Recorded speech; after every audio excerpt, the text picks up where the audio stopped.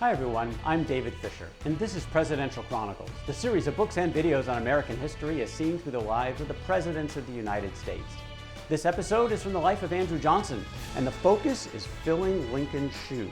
The year is 1865, it's April. Lincoln just been assassinated, Johnson sworn into office. This is the 17th president. The nation is in mourning, and Johnson is actually feeling very much alone. He's a Southern Democrat, now responsible in Washington, D.C., a town that was filled with more radical Republicans, very different views on how to take the country forward, but he was also personally alone.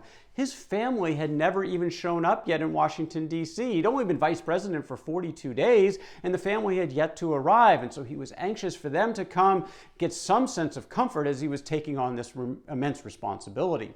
He also had empathy for the widow of his predecessor. Mary Lincoln was too distraught to get on that train for this trip back to Springfield, Illinois that carried her husband's body. She needed to settle herself first, and Johnson said, "You have as much time as you want, stay in the White House." She stayed there about 6 weeks before Johnson actually moved in. Well, again, Johnson had a lot on his plate. He had to deal with the assassination, track down the killers and figure out what to do with them, bring them to justice.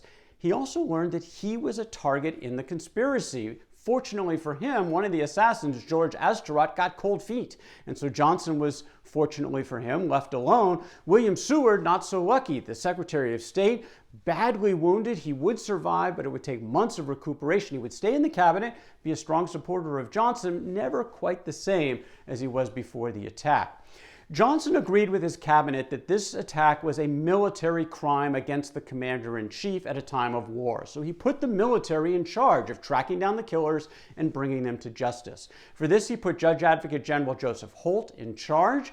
But he also had to realize the war itself was not over. It was still going on. Now, even though Robert E. Lee had surrendered his Confederate army to General Grant of the Union Army at Appomattox, there was still another Confederate army under Joseph Johnston, about 8,000 Confederate soldiers still fighting against the Union Army in North Carolina.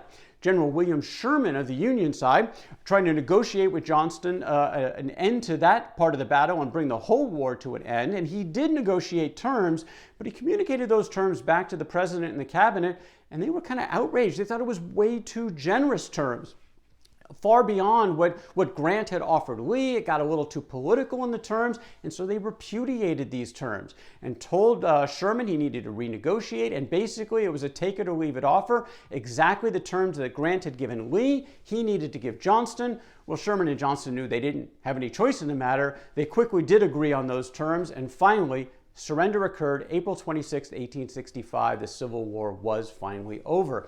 This opened up an opportunity for a celebration, which was pretty rare for Andrew Johnson during his presidency, but he did have a couple of days to celebrate it at the end of May, when it was a 2-day march in front of the White House. Some 200,000 Union soldiers were there to celebrate the victory. President Johnson, General Grant were sort of presiding over this parade. Day one was General George Meade's Army of the Potomac was featured. On day two, it was General Sherman and his Army of the Tennessee. Final bringing to some of this, at least from a military standpoint, some closure to the Civil War.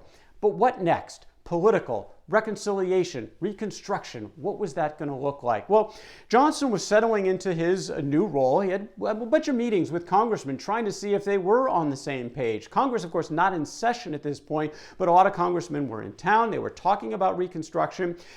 The radical Republicans dominated Congress, and they had been at odds with Lincoln about Reconstruction. Lincoln had come out in his second inaugural with his phrase, "malice toward none, charity for all." He had told his generals that he had planned very generous terms to bring the South back into the Union, full rights as quickly as possible. But Lincoln was now gone. The radical Republicans wanted a much more vengeful approach, frankly, to the South, and they wanted to know, where did Andrew Johnson stand? Well, first a clue was Johnson, when he was sworn in, as part of his remarks, said that in all the essentials, my policy will be the same as that of Lincoln. But what did that actually mean? During the war, Johnson was often quoted as saying, treason must be made odious, traitors punished and impoverished, sort of a more aggressive stand that the radicals might like. More recently, Johnson had been asked this question during his vice presidential tenure. He said, I am in favor of leniency, but in my opinion, evildoers should be punished. As far as the leaders of the Confederacy, I would arrest them. I would try them, I would convict them, and I would hang them. Leniency for the masses, halters for the leaders.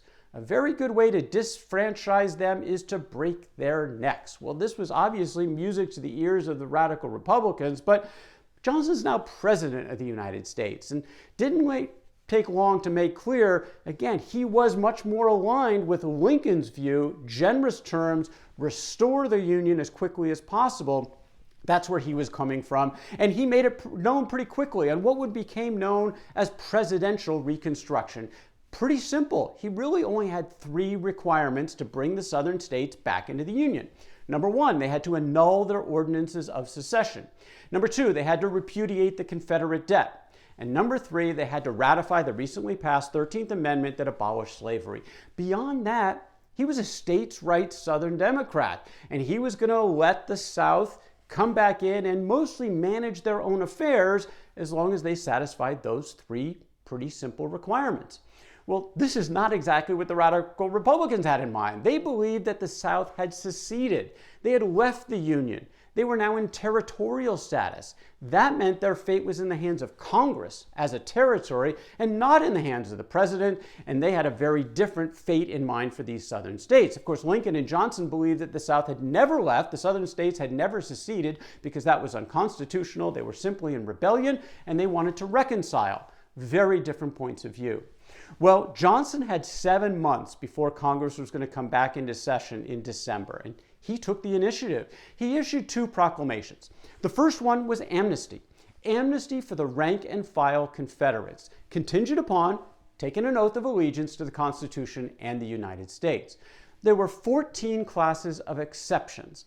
These were mostly the leaders of the Confederacy, the political leaders, the military leaders, and even the business leaders who helped finance the Civil War on behalf of the South. These were the people that Johnston blamed, and this should not be a surprise. Throughout his entire life, he had had a chip on his shoulder about class differences and the establishment and the elites and some of the unfair advantages that they had, and he saw them in the South as the perpetrators of this whole war. Secession, all that movement, he wanted them to suffer, not the rank and file. They got amnesty. For the rest, in these 14 classes of exceptions, they had to come to him personally to ask for a pardon. That was the plan he put in place. The second proclamation, presidential Reconstruction going into motion. Every state was going to have to come together and do a couple of things so that they could fulfill the 3 requirements he put on the table, and he used North Carolina to start. He appointed a provisional governor to call a convention to elect state legislature.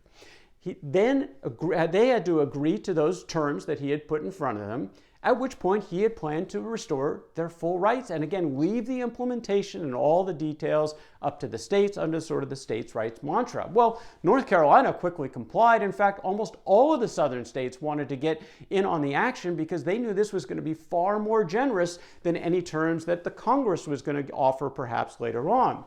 By the time Congress came back into session in December, all but 2 of the seceded states had signed up. But the radical Republicans were hardly satisfied by this. They were angry about it. In fact, they were emboldened to fight this giveaway to these rebels. After all, what were the rebels doing? They were electing a whole bunch of former Confederates into public office.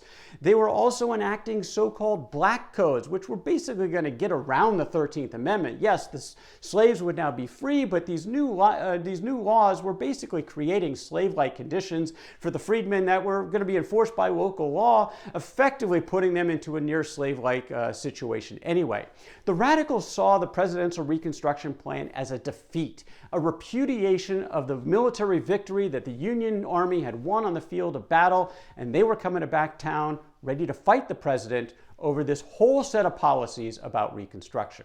In the meantime, Johnston was happy to welcome his family to the White House. His wife Eliza, of course, still sick, suffering from tuberculosis. She would spend almost the entire tenure of Johnston's presidency in more of a secluded part of the White House. Now, she didn't entertain much. She didn't go into the social activities. They were happy to have their daughter Martha, who did a great job filling in as the first lady in terms of the social responsibilities.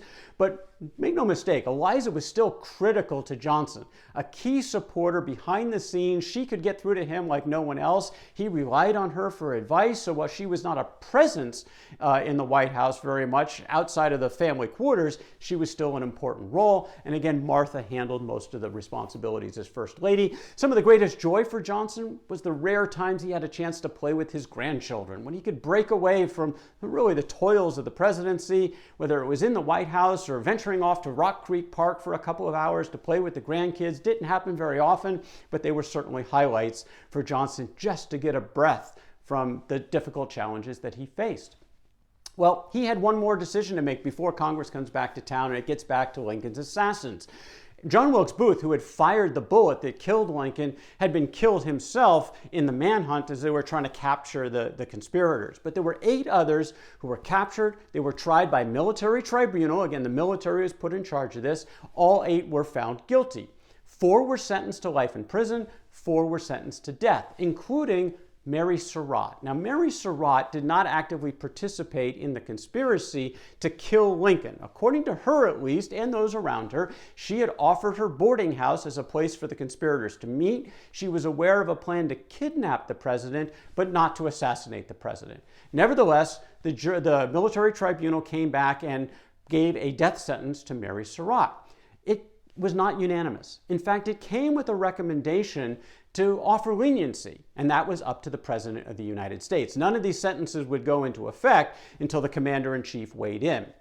Well, General Holt, the Judge Advocate General who was in charge of all of this, met with Johnston in July of 1865, and they met alone. So we don't know exactly what transpired, but it appears that the recommendation for leniency for Mary Surratt was not brought up to Johnston. Johnston took the 8 recommendations from the jury, the 4 life sentences, the 4 death sentences, and he affirmed those, put them in place, and there was a bit of an uproar over the Mary Surratt death sentence.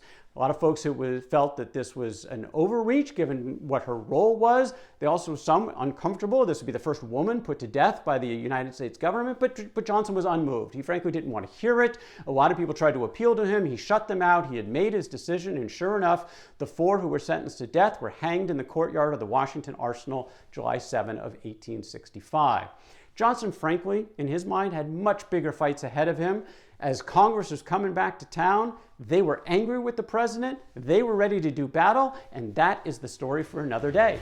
And that is Andrew Johnston and Filling Lincoln's Shoes from the life of Andrew Johnston. For more Presidential Chronicles, check out my books on Amazon.com, and don't forget to subscribe to my YouTube channel. Until next time, I'm David Fisher, and this is Presidential Chronicles.